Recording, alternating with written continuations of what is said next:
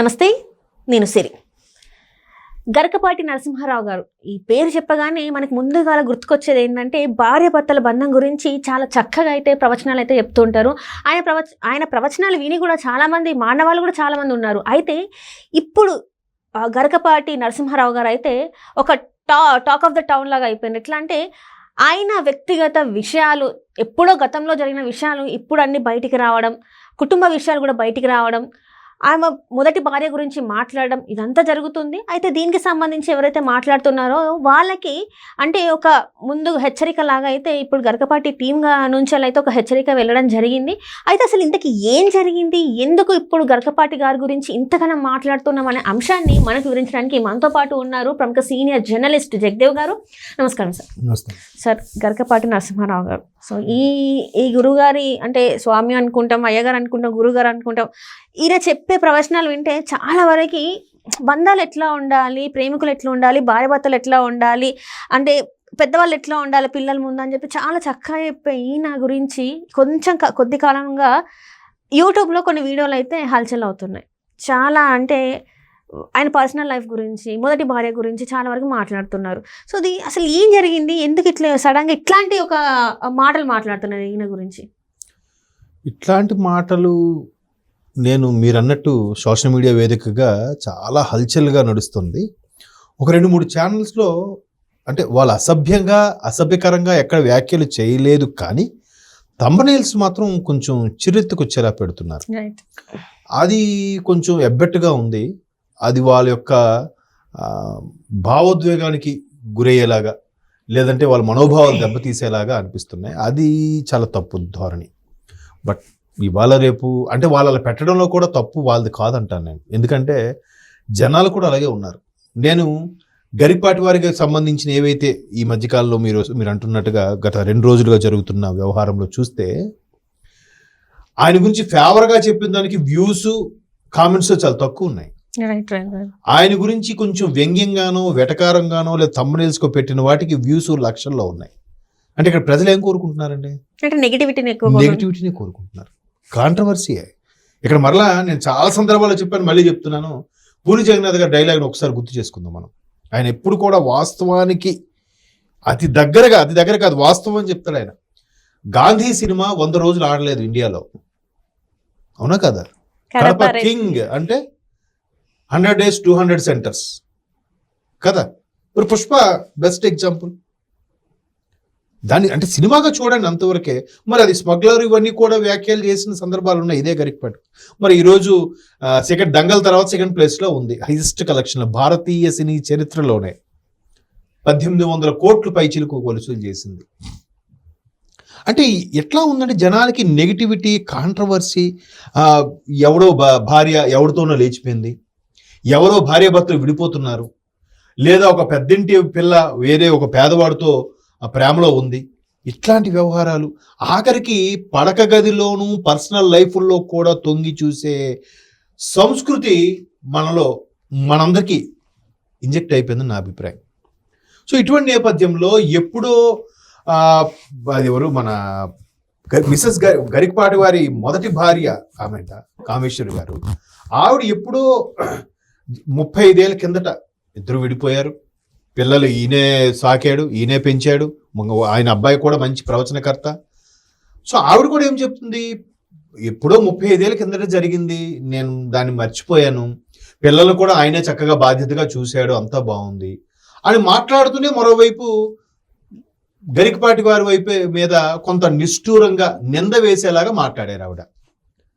మాట్లాడుతున్నప్పుడు ఆ వీడియో చూశాను. కింద కామెంట్స్లో 190 మంది కామెంట్స్ ఏమైనా ఉన్నాయంటే, ఎవరి తల్లి నువ్వు, ఇన్నేళ్ళు ఏమైపోయావమ్మా, ఎన్నాళ్ళు గుర్తొచ్చారా భర్త బిడ్డలు, నువ్వు ఇన్ని మాట్లాడుతున్నా ఆయన ఒక్క మాట కూడా మాట్లాడట్లేదు, ఆయన సంస్కారవంతుడా నువ్వు సంస్కారవంతురాలువా, ఇట్లాంటి కామెంట్స్ ఉన్నాయి. మరి దీన్ని బట్టి తప్పొప్పులు విచక్షణ ఎవరిది మనం ఆల్మోస్ట్ ఆల్ గెస్ చేయొచ్చు కదా.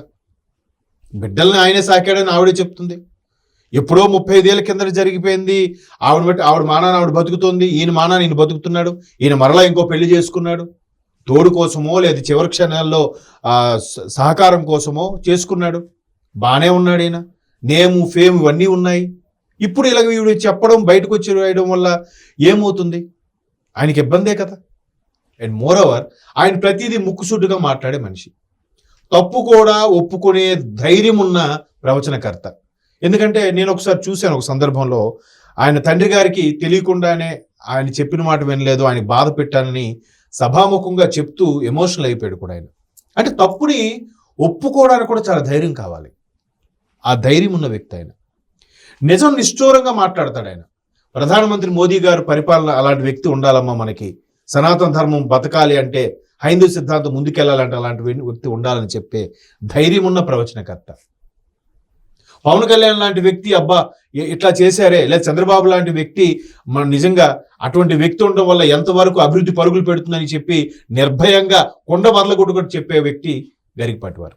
సో ఇట్లాగా ఒక ఎటు వాస్తవం ఉంటే, ఎటు నిజం ఉంటే, ఎటు కరెక్ట్గా ఉంటే అటువైపు మాట్లాడే వ్యక్తి ఇవాళ రోజుల్లో సొసైటీలో చాలా అరుదు. అవునా?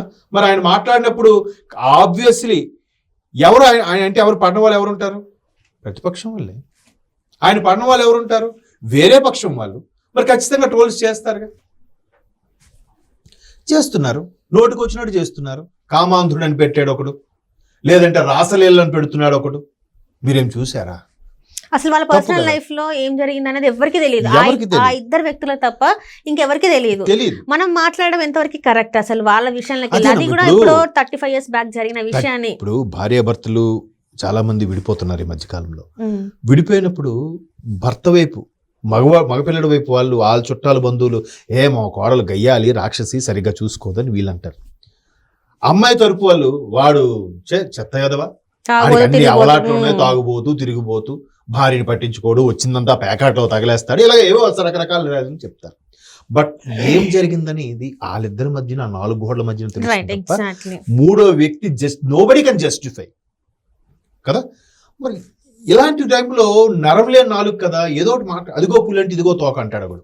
వాడు పులి చూడ్డు, వీడు తోక చూడ్డు. అట్లాగా లేనిపోని ప్రోపగాండా క్రియేట్ చేసి, గాసిప్స్ క్రియేట్ చేసేసి దాని ద్వారా సునకానందం పొందే వాళ్ళు చాలా మంది ఉన్నారు నిజంగానమ్మా.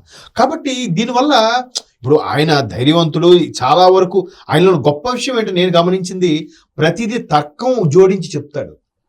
ఇప్పుడు మీరు స్నానం చేసి టెంపుల్కి వెళ్ళాలంటే స్నానం చేయకుండా వెళ్ళిపోతే కాదా? మిగతా అన్యమతస్థులు స్నానం పానం లేకపోయినా వారానికి ఒకసారి స్నానం చేసినా వాళ్ళు వెళ్తున్నారు కదా, మేము వెళ్ళకూడదా అని అంటూ ఎవడో వితండవాదులు ఇస్తాడు. వాళ్ళందరికీ సమాధానం ఆయన ఎప్పుడో చెప్పాడు. మొన్న కరోనాతో ప్రూవ్ అయింది అది. అవునా? బయట నుంచి రాగానే కాళ్ళు చేతులు ఎందుకు కడుక్కోవాలి, శుభ్రంగా ఎందుకు ఉండాలి, శుచిగా ఎందుకు ఉండాలి, శుచిగా ఎందుకు వండాలి, మళ్ళీ దాని మనస్తత్వ శాస్త్రం. తల్లి భోజనం ప్రతి ఒక్కడికి కూడా, who is your favourite food, delicious food అంటే యువర్ మదర్ ఫుడ్. నీకు నీ తల్లిది, నాకు నా తల్లిది. ఎందుకు? తల్లి అంత శుచిగా శుభ్రంగా నా బిడ్డ చక్కగా తినాలి, ఇవి మలినాలు అంటుకోకుండా ఏమి ఇబ్బందులు లేకుండా ఉండాలి అనే తాపత్రయంతో తల్లి ఆ విధంగా ప్రేమతో వండుతుంది కాబట్టి టేస్టీగా ఉంటుంది.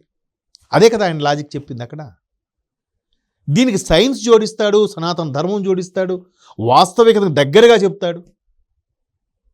వాళ్ళు మరి ఇన్ని చెప్పిన ఆయన కుటుంబం వచ్చేసరికి ఆయన 2 పెళ్ళిళ్ళు చేసుకున్నాడు అనే వాళ్ళు కూడా ఉన్నారు. ఇప్పుడు ఆమెకి ఏ ఇబ్బంది పెట్టలేదు. అండ్ మోర్ ఓవర్ అంటే నాకు కొంతమంది మిత్రులు చెప్పిన వార్త ఏమిటంటే, ఎప్పుడో 35 ఏళ్ళ కిందట జరిగింది, ఏదో మనస్పర్ధలు వచ్చారు, విడిపోయారు, ఆవిడకి సెటిల్ చేయాల్సింది చేసేసారు, ఈయనకి బాధ్యతగా ఎవరైతే ఉన్నారో బాధ్యతగా ఈయన పిల్లలు చూసుకొని బాధ్యత చూసుకున్నాడు. ఇప్పుడు మరలా ఆవిడ పిల్లల దగ్గరికి వచ్చో, లేదంటే వీళ్ళ పరిధిలోకి వచ్చో ఏదో మాట్లాడిందనో, లేదంటే మరలా చొరవ తీసుకోవాలని ప్రయత్నించిందనో దాని మీద ఏదో కేసు ఫైల్ చేశారు. అందుకు ఆవిడ ఎక్స్ప్లెనేషన్ ఇచ్చుకోవడానికి పోలీస్ స్టేషన్కి వెళ్ళిందన్నట్టుగా ఒక వార్త అయితే ఉంది. మేబీ దాంట్లో వాస్తవం ఉండొచ్చు, మనకు తెలియదు. బట్ ఏదైనా ప్రతి కుటుంబంలో ఉన్నవే కదా. దాన్ని చిన్న ఒక లాజిక్ని పట్టుకొని గరికపాటి వారి వ్యక్తిత్వాన్ని, గరికపాటి వారి నేము ఫేమ్ ఉన్న వ్యక్తిని ఈ విధంగా వ్యక్తిత్వ హననం చేయడం అనేది మంచిది కాదు. సోషల్ మీడియాలో చాలామంది మిత్రులు చాలా అసభ్యకరంగా, జుగుప్స కలిగించేలాగా కామెంట్స్ కానీ థంబ్నెయిల్స్ కానీ పెడుతున్నారు. దయచేసి అలాంటి పెట్టొద్దని నా మనం. ఎందుకంటే కోట్లాది మంది ఫాలోవర్స్లో నేను ఒకడిని. Right right thank you so much.